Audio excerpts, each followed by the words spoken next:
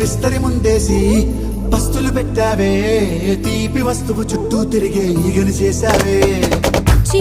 సిగ్గలేని మొగుడు గారండోయ్, గుయ్ గుయ్ గుయ్ గుయ్ అంటూ మీదికి రాకండో. గంపెడి పిల్లలతో ఇంటిని నింపావే, సాపాదిండు సంసారాన్ని మేడెక్కించావే. ఇరుగు పొరుగు ముందు సరసాలు